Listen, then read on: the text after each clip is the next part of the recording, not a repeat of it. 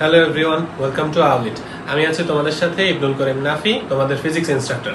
আজকে যে টপিকটা নিয়ে আলোচনা করব সেটা হলো ফিজিক্স প্রথম পত্র চতুর্থ অধ্যায় নিউটনিয়ান বলবিদ্যা, তার একটা ছোট্ট টপিক জড়তার ভ্রামক। জড়তার ভ্রামকের সাধারণ কয়েকটা সূত্র তো আছে, আমরা সবাই মুখস্থ সেই সূত্রগুলো জানি, কিন্তু দুইটা স্পেশাল কেস আছে। একটা হলো সমান্তরাল অক্ষ উপপাদ্য আর একটা হলো লম্ব অক্ষ উপপাদ্য জড়তার ভ্রামকের ক্ষেত্রেই।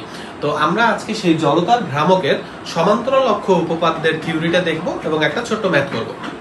তো দেখো, জড়তার ভ্রামক সমান্তরাল অক্ষ উপপাদ্য থিওরিটা কি বলে, আসলে জড়তার ভ্রামকটা আসলে কি, যদি একটু শর্টকাটে বলা হয় যে জড়তার ভ্রামকটা কি। জড়তার ভ্রামকটা হলো কোন একটা নির্দিষ্ট অক্ষের সাপেক্ষে একটা বস্তুকে যদি ঘোরানো হয়, তাহলে ঘোরালে তুমি কতটুকু বাধা প্রাপ্ত হবা সেটাই হলো তোমার জড়তার ভ্রামক। অর্থাৎ কোনো কিছুকে ঘোরাতে কতটুকু বাধা প্রাপ্ত আমরা হই সেইটাকেই নরমালি জড়তার ভ্রামক বলা হয়। এখন কথা হলো সমান্তরাল অক্ষ উপপাদ্য কি বলে। যদি আমরা একটা উদাহরণ বলি, ধরো এরকম একটা বস্তু আছে, যে কোনো একটা আকৃতির একটা বস্তু আছে, এখানে আমরা কোনো নির্দিষ্ট আকৃতি দিচ্ছি না। তো যদি এরকম একটা আকৃতির বস্তু থাকে তাহলে এর একটা ভরকেন্দ্র থাকবে। ধরে নিলাম আমরা ভরকেন্দ্রটা এই জায়গায়, ঠিক আছে। তো যদি ভরকেন্দ্র এখানে থাকে, আমরা যদি এক্স্যাক্টলি ভরকেন্দ্র বরাবর একটা অক্ষ যদি আমরা নিই, তাহলে ভরকেন্দ্র বরাবর অক্ষটা কিছুটা এই সোজা যাবে। এবং যদি আমরা এই সোজা এখন যদি এই কেন্দ্রটার সাপেক্ষে, এই ভরকেন্দ্রের সাপেক্ষে যদি আমরা বস্তুটাকে ঘোরানোর চেষ্টা করি, এই ভরকেন্দ্রের সাপেক্ষে যদি আমরা এই বস্তুটাকে এইদিকে ঘোরানোর চেষ্টা করি, তাহলে বস্তুটা ঘোরাতে আমরা কতটুকু বাধা প্রাপ্ত হব সেটি হলো আমাদের জড়তার ভ্রামক, তাই না? ভরকেন্দ্রগামী জড়তার ভ্রামক। এখন সমান্তরাল অক্ষ উপপাদ্য কি বলে আমাদেরকে?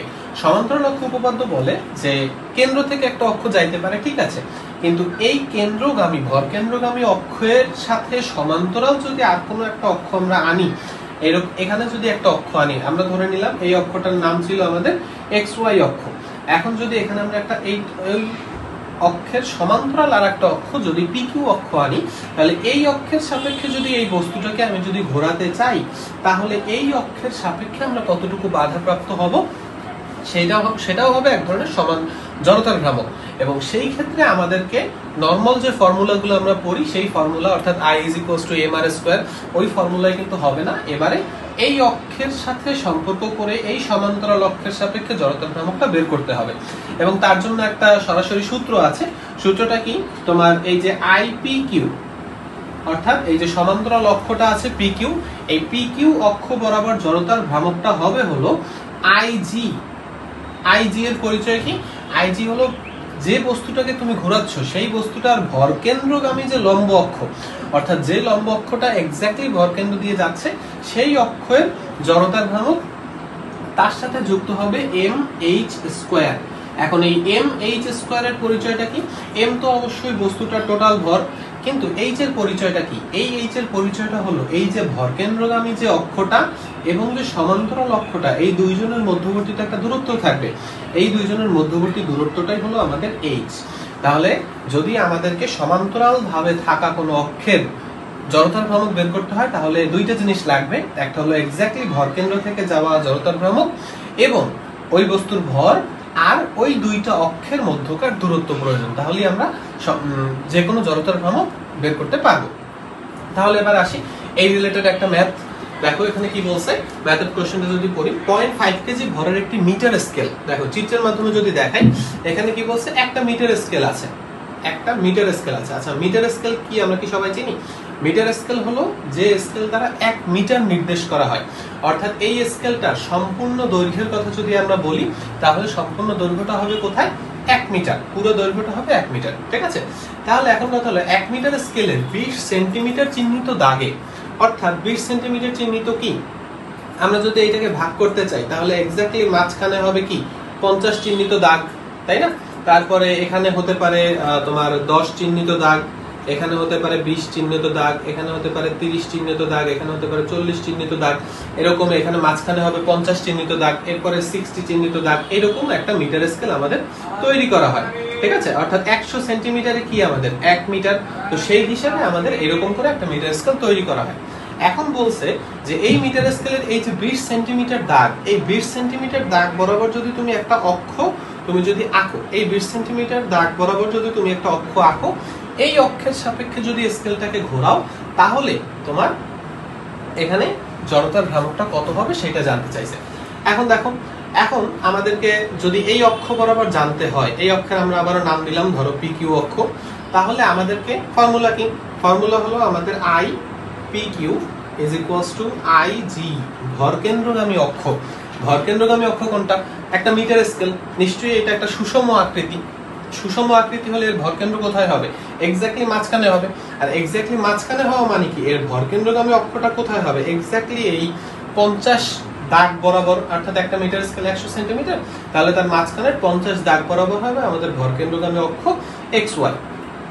ওকে, তাহলে এইটার চারপাশে যে জড়তার ভ্রামকটা পাবো সেটা হলো আমাদের আই জি, আর এই যে পি কিউ অক্ষের সাপেক্ষে যে জড়তার ভ্রামক পাবো সেটা হলো আমাদের আই পি কিউ, যেটা আমাদেরকে নির্ণয় করতে বলছে।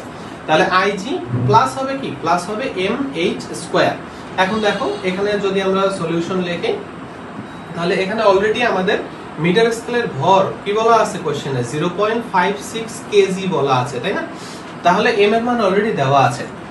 আইজি আমরা কি করে পাবো? দেখো এখন আমরা আসি সমান সমান এইচ, কিন্তু আমরা এখনো পাইনি। এইচ এর কথা আমি বলতেছি, আসো। আইজি এর পরিচয় কি? আইজি হলো ভরকেন্দ্রগামী জড়তার ভ্রামক। এবং একটা মিটার স্কেল কি? একটা নরমাল সাধারণ দণ্ডের মতো না? একটা দণ্ডের মতো বস্তু একটা মিটার স্কেল। তাহলে এই মিটার স্কেলের জড়তার ভ্রামকের সূত্র কি আমাদের জানা আছে না? ভরকেন্দ্রগামী অক্ষ বরাবর দণ্ড, একটা দণ্ডের ভরকেন্দ্রগামী অক্ষের সাপেক্ষে জড়তার ভ্রামকের সূত্র কি? আমরা অবশ্যই মুখস্থ এটা জানি, সেটা হলো 1/12 এম এল স্কয়ার, ঠিক আছে, আর প্লাস এম এইচ স্কয়ার। তাহলে আমাদের ফর্মুলা কি থাকতেছে? এটা থাকতেছে। এখানে এল এর পরিচয় কি? এল এর পরিচয় হলো পুরো স্কেলটার দৈর্ঘ্য, একটা যে দণ্ডটার জড়তার ভ্রামক বের করতেছি সেই দণ্ডটার দৈর্ঘ্যের স্কয়ার, ঠিক আছে। তাহলে এখানে এল এর মান কি? 1 মিটার বলা আছে না? তো 1 মিটার বলতে হবে, নিতে হবে, কারণ 1 মিটার স্কেল, একটা মিটার স্কেল, তো দৈর্ঘ্যটা হবে 1 মিটার। তাহলে এখন যদি আমরা মান বসাইতে চাই, দেখো এখানে দেখবে হলো 1/12 ইনটু ভর কত? 0.56 ইনটু এল স্কয়ার, অর্থাৎ 1 স্কয়ার, প্লাস আবারও এম এর মান 0.56। এবারে আসি এইচ এর মান। এইচ এর মানটা আমরা কোথায় পাবো? এইচ এর মানটা কি বলছিলাম? এই যে দুইটা সমান্তরাল অক্ষ পাবা, এই সমান্তরাল অক্ষ দুইটার দূরত্বই হলো আমাদের কি? এইচ।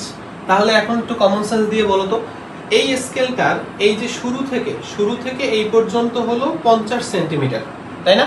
এই যে জিরো দাগ থেকে মাঝখান পর্যন্ত 50 সেন্টিমিটার। তাহলে এখান থেকে এই দাগ পর্যন্ত কোশ্চেনে বলা আছে 20 সেন্টিমিটার দাগ পর্যন্ত।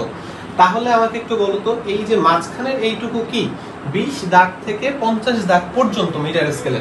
তাহলে এইটা অবশ্যই হবে কত? 30 সেন্টিমিটার হবে, তাই না? তাহলে এইখান থেকে আমরা কি পাচ্ছি? এইচ এর মান আমরা পাচ্ছি 30 সেন্টিমিটার। আর অবশ্যই এসআই এককে বসাতে হবে, তাহলে which is 0.3 মিটার। তাহলে এইচ এর মান আমরা কত পাচ্ছি? 0.3 মিটার। তাহলে এখানে কত বসবে? এখানে সিম্পলি বসবে 0.3 এর স্কয়ার, ঠিক আছে। তাহলে এইখান থেকে তুমি যখন মান বসাবা, ক্যালকুলেটর প্রেস করলে তুমি তোমার রেজাল্টটা পেয়ে যাবা। আর রেজাল্টটা আমি বলে দিচ্ছি, রেজাল্টটা আসবে 0.097। এখন একক কি? জড়তার ভ্রামকের একক হলো কেজি মিটার পার স্কয়ার। আশা করি পুরো টপিকটা বুঝতে পারছো। সবাই একটু তুলে নাও। আর আজকে এই পর্যন্তই, আগামীতে আবার কোনো একটা ক্লাসে দেখা হবে। ধন্যবাদ।